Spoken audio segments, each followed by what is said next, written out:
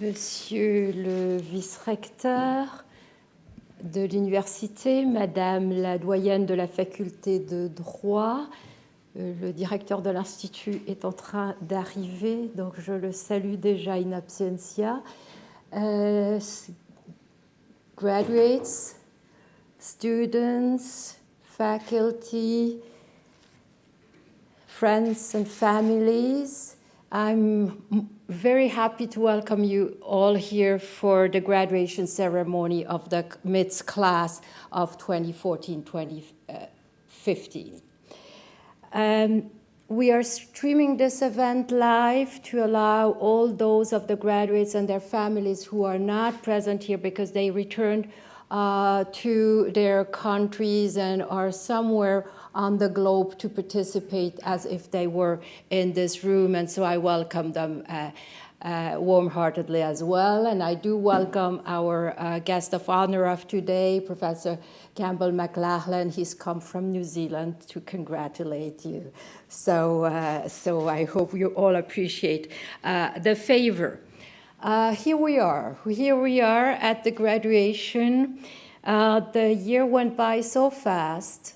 It looks like yesterday when we had the presentation day at IGF, I think it was in September of last year. And yet a lot happened. A lot happened during this year. There was hard work, huge effort.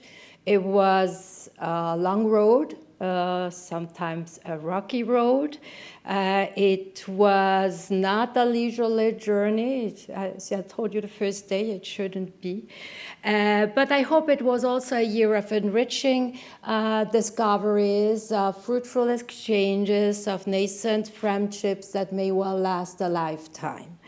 And now is the time of the reward for all your efforts, and now we are here to celebrate your MIDS LLM. And as part of the celebration, I will first give the floor to Vice-Rector Jacques de Vera, who is here representing the university. He will speak on behalf of the two institutions that are the parent institutions of the MIDS.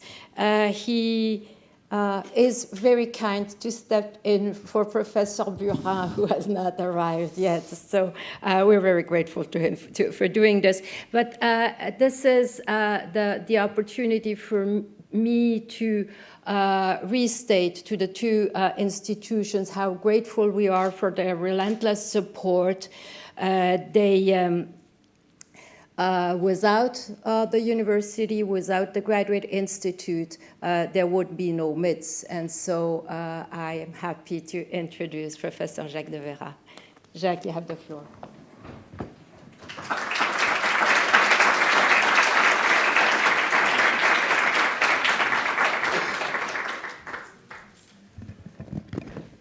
Merci, Gabrielle. Ladies and gentlemen, it's a great pleasure for me to say a few words on behalf of the Rectorate of the University of Geneva. I had to step in, so I had no time to prepare, but actually my message will be extremely short. I, of course, want to congratulate you extremely warmly on your achievement. I know this is an amazing program because I had the privilege to teach in the program a few years ago, and I really enjoy it. And I also know how challenging it is, not only for students, but also for teachers to be involved in the program. So I know not exactly all the things you had to go through, but at least part of them, and I really want to congratulate you on this. And I also want to give you the message that you should, and I hope you do, feel at home here in Geneva, and that you will keep strong memories of your stay and experience here in Geneva. We are proud to say that Geneva is a global city, and we hope that this place will stay in your hearts and will keep you back physically or even in your minds. And you should also know that, of course, you should be welcome to come back to visit us here.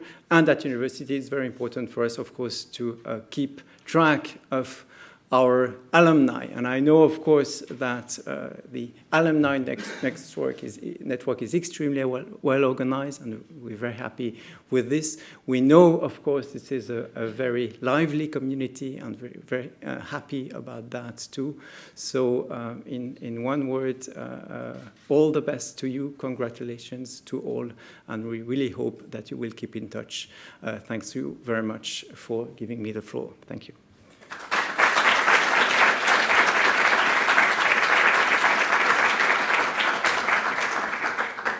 Jacques, thank you so much for these kind words. And now I go over to our guest Afanos, who will deliver the commencement address. Campbell McLachlan is a professor at Victoria University of Wellington, New Zealand. He teaches international law, arbitration, and dispute settlement. You probably all have come across his most authoritative publications. Let me just mention the first treaty on investment arbitration, his contribution to Disse Morris, which is the leading text on private international law in the common law world, his La Hague lecture, of course, and lease pendants. But before joining academia, Professor McLachlan had a full career as a practitioner, being a partner at the firm of Herbert Smith and the head of the International Law Practice Group. Presently, he also, next to his academic duties, practices as an arbitrator, including in the investment arbitration under ICSID rules. The title of his commencement address is Everything is Connected. And Campbell, you have the floor.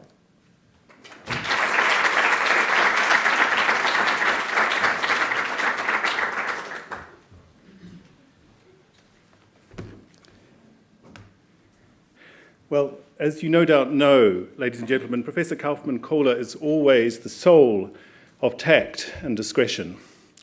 And so when she telephoned me in New Zealand to ask me whether I'd be prepared to give this commencement address, she didn't say why. She didn't say why I, of all people, might be qualified to speak to you on this important day. It was a little bit like receiving an invitation shortly before the World Cup in rugby to join the Japanese rugby team. I was acutely aware of my lack of qualifications. I have to confess that I didn't attend any of my various graduations. I've never given a graduation address before. And if I'm known for anything, it is, as Gabrielle has just said, for producing rather long and rather serious law treatises and equally long and serious arbitral awards, not short and funny speeches, which I'm told is what is required in such an event. But in the end, my respect for the Graduate Institute and the University of Geneva Law faculty and my admiration for this wonderful specialised masters in international dispute settlement, and my friendship with its directors, my friends, Gabrielle Kaufmann-Kohler, Laurence Boisson de Chazourne, Zach Douglas and Marcelo Cohen, won the day. So I'm here to celebrate the extraordinary experience and specialist training that you have gone through. And my theme is, everything is connected.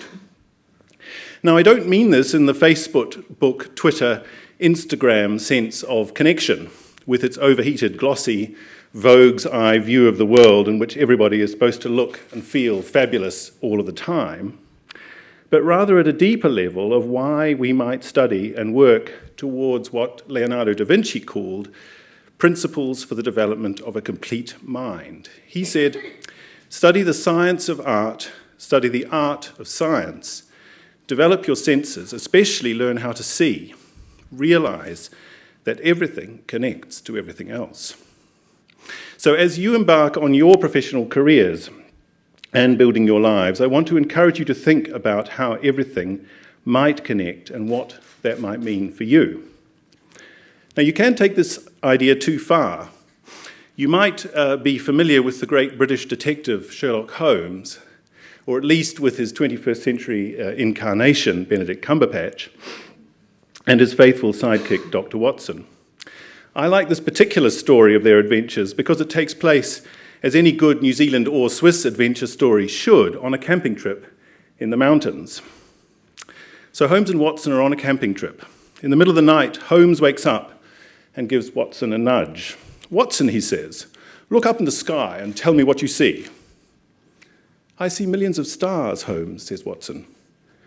And what do you conclude from that, Watson? Watson thinks for a moment and he says, well, astronomically, it tells me that there are millions of galaxies and potentially billions of planets. Astrologically, I observe that Saturn is in Leo. Horologically, I deduce that the time is approximately 3:15 in the morning. Meteorologically, I suspect we'll have a beautiful day tomorrow. And theologically, I see that God is all-powerful and we are small and insignificant. What does it tell you, Holmes? To which Sherlock Holmes, the great British detective, replies, Watson, you idiot! Someone's stolen our tent! So I don't aim to send you astral travelling this afternoon, but rather just to make 5 short points from my own experience about how seeing the connections between things might matter to you. And these are inevitably, as I suppose I don't need to apologise before this class, all about law. Legal practice as craft, law as internationalism, law as humanity, finding your own path in the law and the defence of law. So, legal practice as craft. I think when we study law, we often get overwhelmed by the detail. To some extent, this is what law professors love to do to you. But as you continue to develop your own careers and practice, you have to learn to see the whole picture and find the connections between it. You have to be a great generalist as well as a great specialist.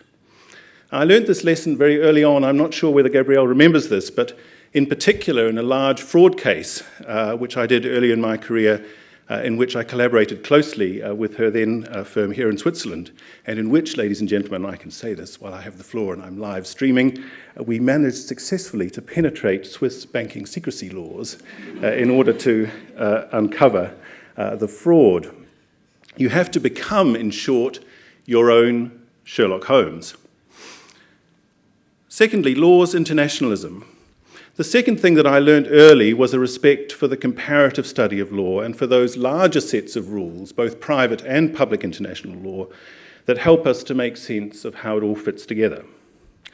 Despite what certain judges of the United States Supreme Court might say, I think that this is absolutely fundamental to the practice of law in the 21st century. It saves us from the tyranny of parochialism. It helps us to learn to respect the different paths that different national legal systems take and not to unthinkingly impose our own solutions. It makes us realise that there is more than one way to solve the same problem, and it helps us to try to find the general principles underlying apparently different rules. I'm sure you will have learnt this lesson in spades here at the Graduate Institute, but in a way, it's what I suppose I've dedicated my academic life to, trying to see how everything fits together. Sometimes I think I'll have graved on my headstone after I die the expression systemic integration. But really, it is all about how the world fits together. And this has become much more important in international law as the impressive federation of sub-disciplines that now make up the larger subject develop within their respective silos, each with its own priesthood and language. But I continue to be struck in both my academic work and practical work how each of those fields is not a self-contained regime but part of a larger system of international law. The third point, law's humanity. Of course, Da Vinci was making a much larger claim for human knowledge, not just about being an expert in your own discipline, but seeing how your discipline fits within the other branches of human knowledge. Actually, one of the wonderful things about the practice of international arbitration is that it brings us into contact with so many other branches of human endeavour. Scientists, ecologists, economists, engineers, political scientists, and even in one of my cases recently, army generals, all come and appear before us and bring their specialist skills to bear upon the case in dispute. But in a larger sense, the law itself is an expression of human civilization, and it's easy to lose sight of that basic point in the welter of detail. I'm continuously struck by the extent to which, behind all that detail, the law gives expression to a much more fundamental set of anterior principles. And at that level, those principles are much more closely connected with political and moral philosophy, which is not to say that the law is simply eaten by those other fields. It is, after all, its own distinct discipline. But a critical part of our task, whether as scholar, advocate, or judge or arbitrator, is to try to expose those principles to view and to test them. Not, of course, in every case. Life would become unworkable if that were so, but certainly in the important cases. In this sense, then, returning to Da Vinci's idea, law has elements of both a science and an art. Point 4, finding your path. Well, I've painted a very large canvas, maybe a dauntingly large canvas, which is all very well, but how am I hear you think, supposed to find my own place in all of this? Well, the first point to make is that you are undoubtedly, as graduates of this great course, in great demand. As the world continues its headlong path to ever greater connection, to globalization, we need the capacity to resolve disputes, and we need the skills of international dispute resolution to do so. But let me give you two thoughts about how you might then go about crafting your own career. The first is to have the courage to take the path less travelled, to quote the wonderful mid-century American poet Robert Frost. Two roads diverged in a wood, and I took the one less travelled by, and that's made all the difference. And the second is the idea to be prepared to take some risks, because you actually have time on your side. If it's any comfort to you, I didn't do a decent day's work until I was 28. I hid myself in academic institutions until that point, and didn't seem to cause me any great disadvantage later in life. But do take risks. Again, to quote an American, Theodore Roosevelt, it's far better to dare mighty things and win glorious triumphs, even if checkered by failure, than to rank with those poor spirits who neither enjoy nor suffer very much because they live in a grey twilight that knows neither victory nor defeat. In a small way, I suppose, coming from a small country very, very far away, as I remember every time I take the flight back to Europe, I guess I didn't have a choice about that because if I wanted to make my way in the world, I had to set out and forge a path of my own. But I've also chosen along the way to make career choices which maybe weren't the ones that would have been expected, and in particular to the career choice to return mid-career into academic life at home in New Zealand. But what that's done for me has given me a wonderful fund of enriched life experience, being able to meld both my practical experience with my academic work. I'm also continuously inspired by the paths taken by my students, which are not always simply the conventional ones. I think of one student in particular who, after being awarded a Rhodes Scholarship, chose to dedicate several years of her life working in the field, rebuilding the justice system in Liberia. or another working in New Zealand, helping young people caught up in the justice system, criminal justice system in New Zealand. So my fifth and final point is the defence of law. I guess this autumn in particular, perhaps more so than at any time in recent years, we're all conscious of the fact that, as John Donne said, no man is an island entirely of itself. Every man is a piece of the continent, a part of the main. The twin events of the refugee crisis in the Middle East and Europe and the ongoing challenge to protect our only home, this earth, from the challenges presented by human activity through climate change and environmental damage, impress on us the notion that we don't actually have a choice but to see ourselves as part of a larger community of humanity. So your training presents you with a huge opportunity, but also, I guess, a responsibility for the future. It would be easy, amidst the great challenges that the world faces today, to give in to fatalism, or worse, to fear. We live in an era in which the law itself faces many threats from a culture of fear. But I've found that the best defence of what we do is the late wonderful European historian Tony Judt, who had no doubt about the value of law and lawyers. In one of his last works before he died in 2012, he wrote, "I don't think intellectuals do very well talking about the need for the world to be democratic or the need for human rights to be better respected. It's not that the statement falls short of the desirable, but it contributes very little either to achieving the goal or to adding to the rigour of the conversation." He said, "I think the way to defend and advance large abstractions in the generations to come will be to defend and protect the institutions and laws and rules and practices that incarnate our best attempt at those large abstractions." So, graduates of this year's master's course in international dispute settlement here at the Graduate Institute, I congratulate you on everything that you have achieved so far. I extend to you my best wishes for what I'm sure will be your brilliant careers in the law. And most of all, I hope that you will find satisfaction and happiness, as I have done, in seeing the potential of law to contribute to that larger fabric of human life and living that life to the full. Thank you very much.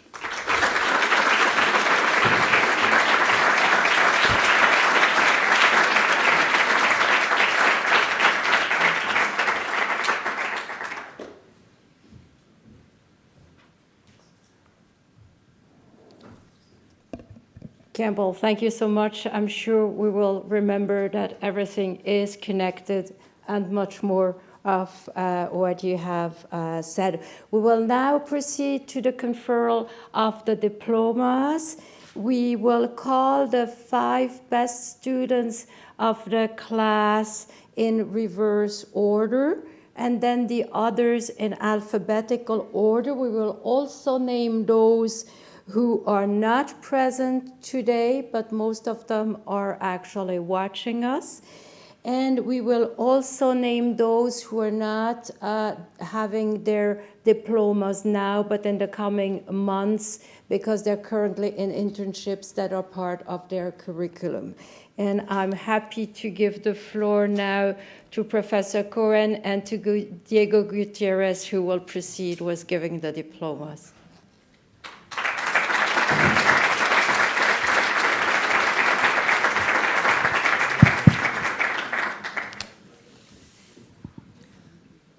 Good afternoon.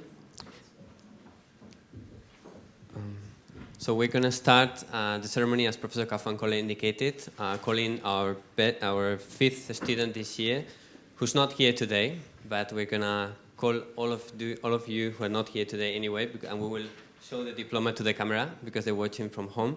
And this is Bhushan Satish from India.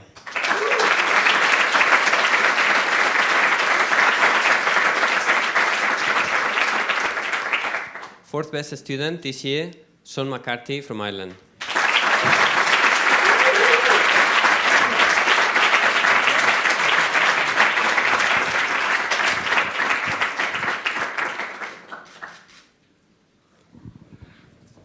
third best student, Malgorzata Jutkiewicz from Poland.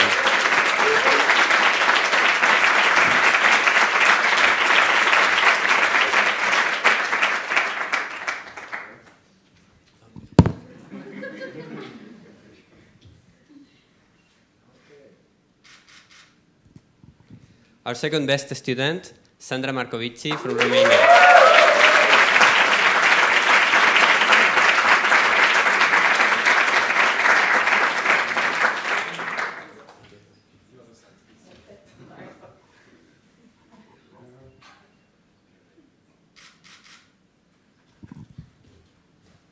And the best student of this MIDS 2014-2015, Tamal Mandal from India.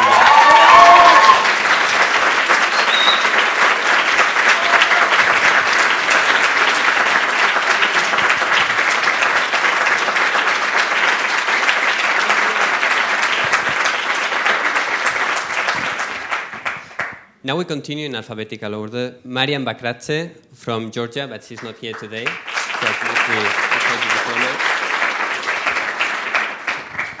Kerim Bayat from Turkey.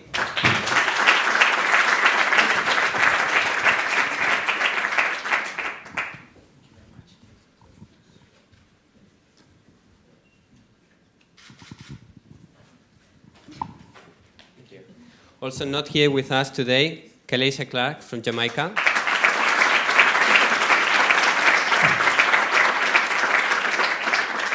In absencia, Guillermo Coronado from Mexico.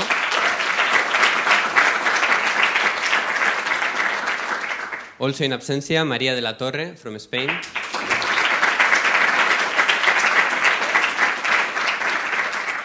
From Indonesia, Eva Fausia.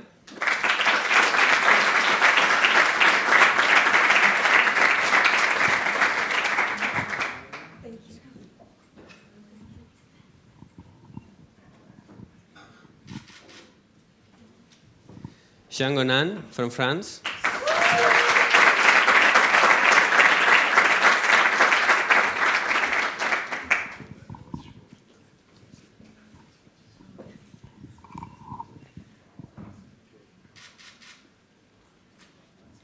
From India, in absencia, Sreya Gupta.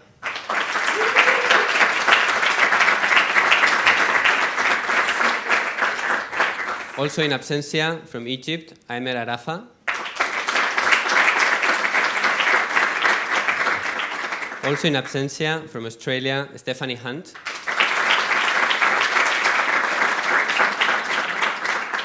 From Italy, Marcia Iosini.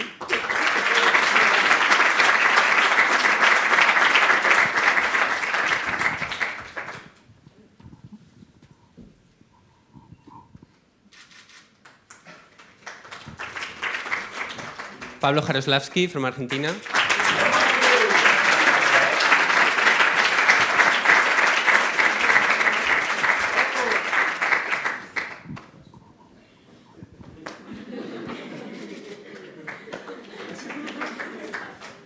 From India, Brigitte John.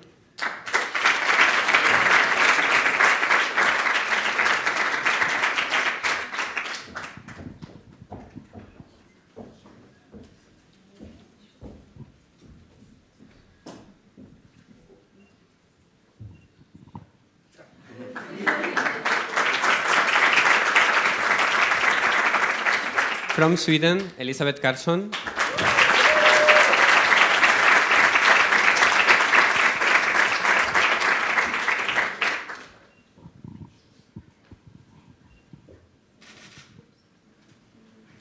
Yasser Korani from Egypt.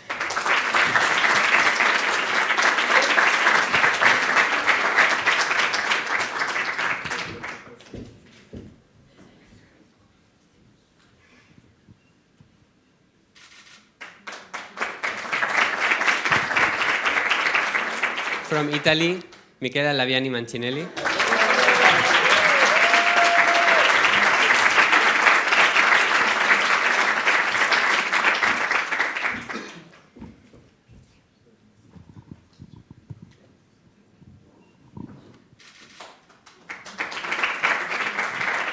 From Iran, Fahime Moradi.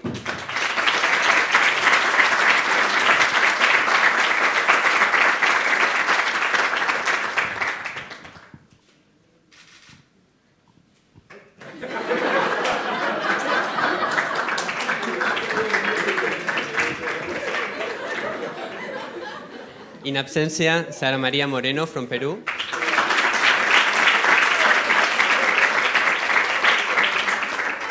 Tomás Navarro from Spain.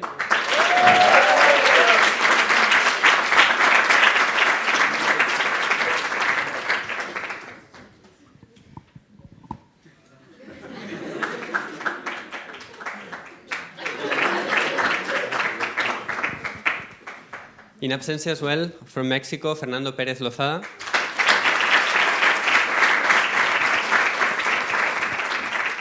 From India, Shruti Samharwal.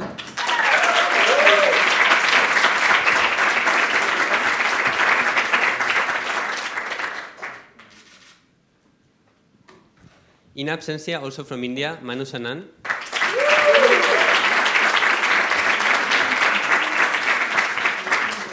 From Singapore, Christine Singh.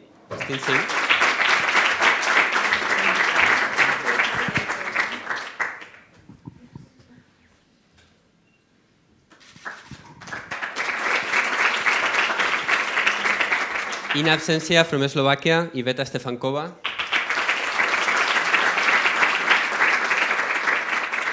From Latvia, Artis Stropenieks.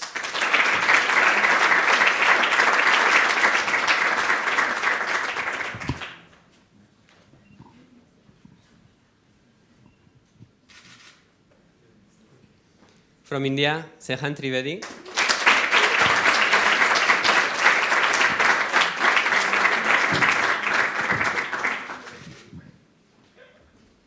From Ukraine, Denis Yorov.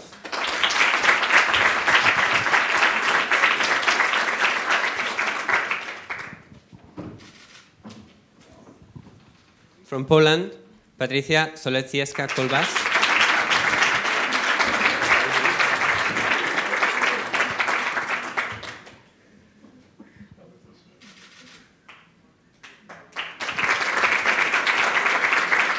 And last but not least, Elizabeth Zorrilla from Mexico.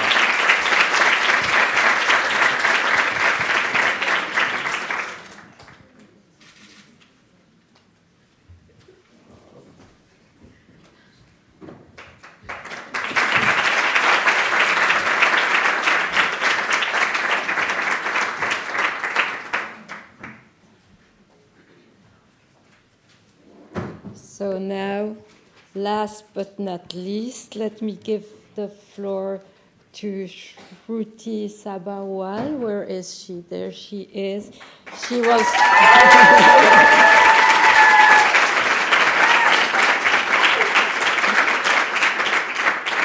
You have understood that she will speak for the class. Thank you.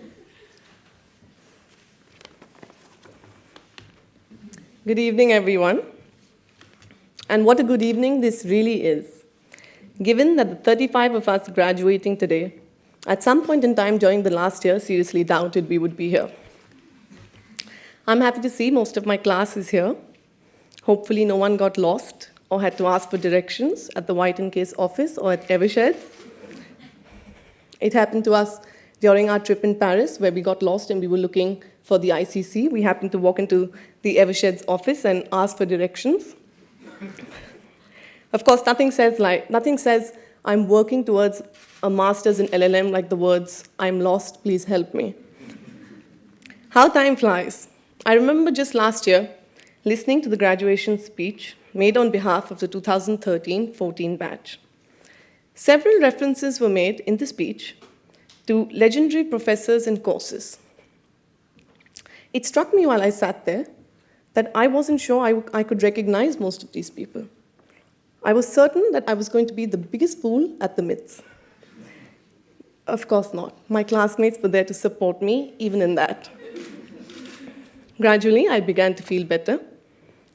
I'm not quite certain when this happened, possibly at the MIDS opening lecture, when one of our classmates congratulated Professor Pierre Terciel for making the MIDS opening lecture. It just so happens that the lecture was actually delivered by somebody else, Mr. Toby Landau. Or was it when, at one of the dinner events in the first semester, a classmate of us had got the chance to sit next to Professor Zachary Douglas, who often introduces himself, as the new batch will find out, as just Zach. she proceeded to ask him repeatedly when he attended the MIDS as a student.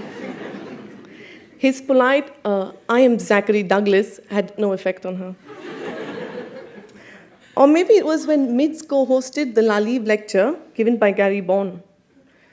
One of our classmates was convinced that Professor Marcelo Cohen was actually the brother of Gary Bourne. And he was simply there to attend the lecture because that's what good brothers do. But the day I was certain I had nothing to worry about was after a particularly difficult class in private international law. And rumor has it, one classmate of ours asked the other, so after all of this, what do you make of Liz Pendence? What do you think? And he took his time to respond, Liz Pendence? I think she's hot. The point being that despite all of our shortcomings, we happened to be a bunch of people that were eager to learn rather than people that knew it all. We stuck together through the general courses, the optionals, the intensives, the moots, the workshops, the trips all over the world, and we made it. What we were was 35 curious lawyers, and what we are now are 35 professionals with in-depth knowledge of dispute resolution and training in both procedure and substance. Our journey at the MIDS has been nothing short of spectacular. Allow me to present you with what we think is usually called the helicopter view of this. We arrived at the MIDS a year back, leaving behind our families, our jobs, our friends, our loved ones, and our bags were full of anxiety, excitement, and fear. During this journey, not only did we learn a lot in terms of the law, but it has also been, for all of us, a journey of self-discovery. What did we learn, you might ask? Well, some of us learned for the first time to operate an espresso machine, a skill we would find very handy in the months that were to follow. Some of us learned to ski. Some discovered they were born to cook, and some discovered they were born to be karaoke singers every Thursday night at the bar close by. But mostly everyone discovered a new source of strength, juggling jobs, babies, homes, and personal losses. We have been through it all. But all this talk of challenges, I must make the MIDS sound so hard. I have news for you, it is. It's harder.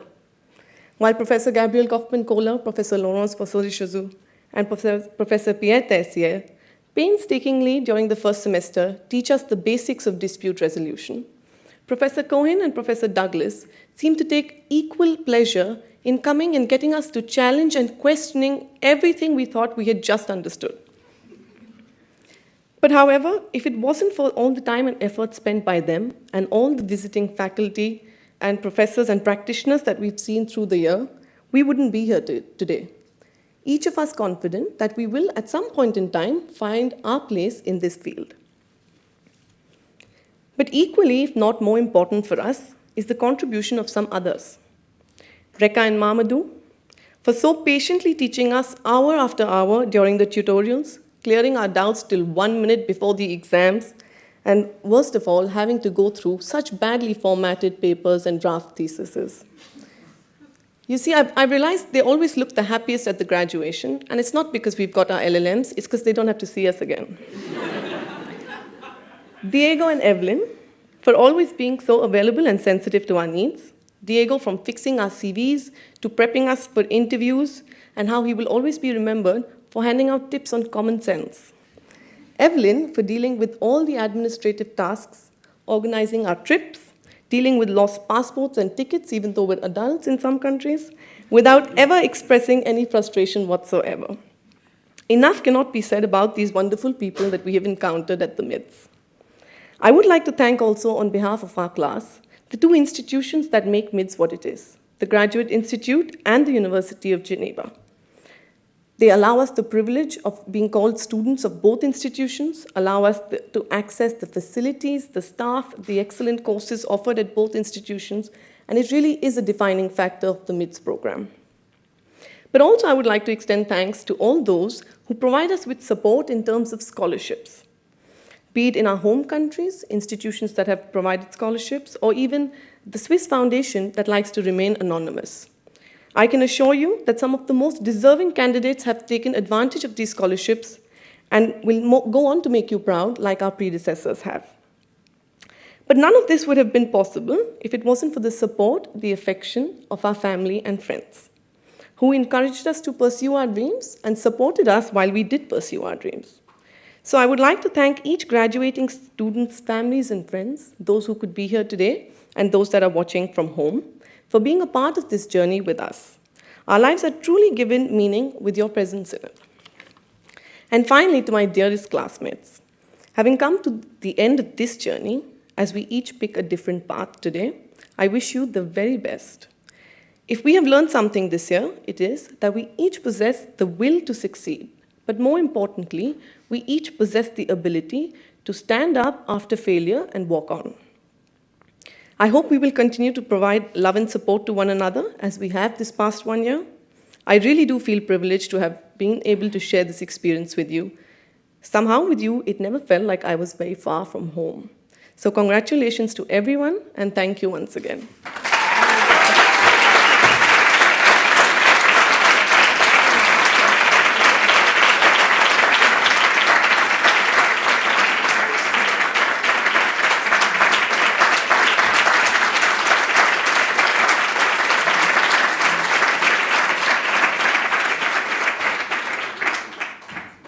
And now it's my turn on behalf of my colleagues of the MIDS, of the team, of the faculty, our most heartfelt. Now you move to this side, so I need to watch you. Look this direction. Our most heartfelt congratulations on your MIDS degree, and our wishes for your future, both professional, of course, but also personal. We will keep in touch. You're now MIDS alumni, and you know that we like to cultivate the bonds with our alumni. And we will right now continue to have drinks together and then have the privilege of staying together these next 2 days at the SIDS conferences. So that concludes the ceremony. Thank you and congratulations.